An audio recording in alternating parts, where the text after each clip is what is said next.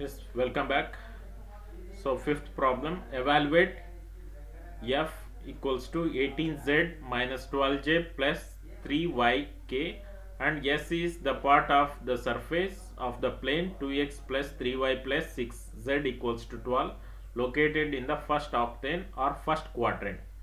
So here they are given s is the part of the surface, means from this we can understand this is related to surface integral. Okay, and they are given vector point function and they are given one more expression 2x plus 3y plus 6z equals to 12. So located in the first octane or first quadrant. First quadrant means you can understand first quadrant means xy plane.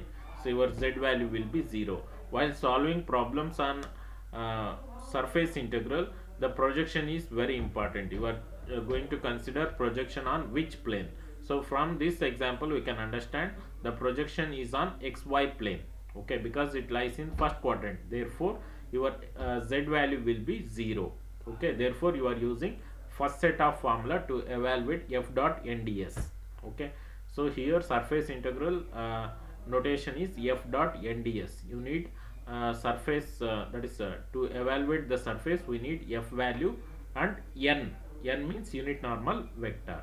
So let's find here the given vector point function. You take it as equation 1 and here we need n value. So n value they are having specific definition, that is del phi by modulus of del phi.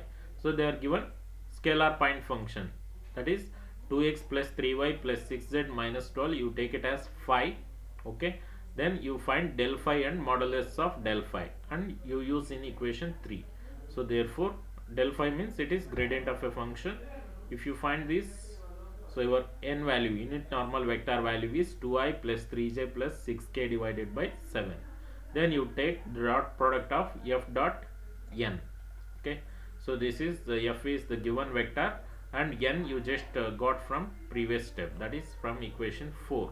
Then if you take dot product of these two, okay, so instead of taking dot product directly we are going with the xy plane, because we are taking projection on xy plane because z value is 0. Projection on xy plane means we knows the formula.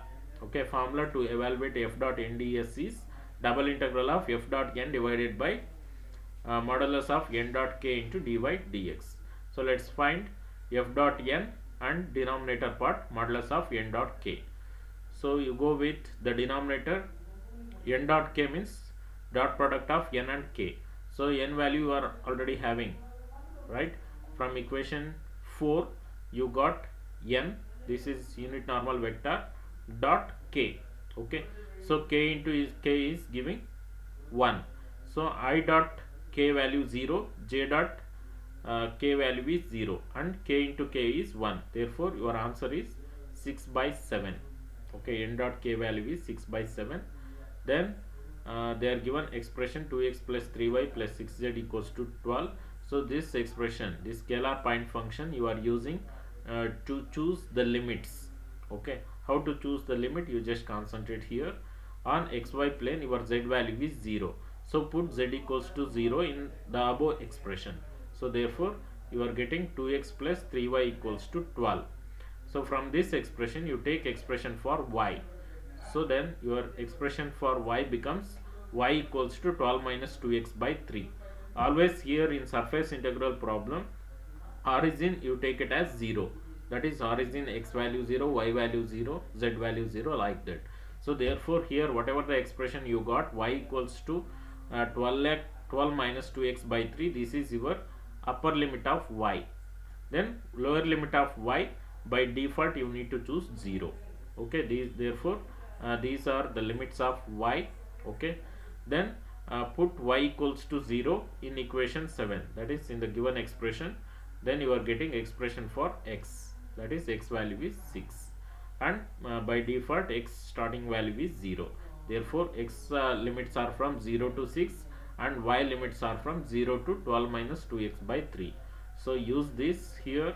Okay, and simplify this. Here it is nothing but double integration problems. You already knows from previous classes.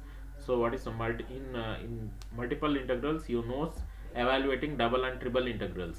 Here you do the double integration. Okay, here if you observe the first limit, so first limit is 0 to 12 minus 2x by 3. So it is in terms of x. X means these are the y limits. First you need to integrate with respect to y and apply the limits. Then you need to integrate with respect to x and apply the limit.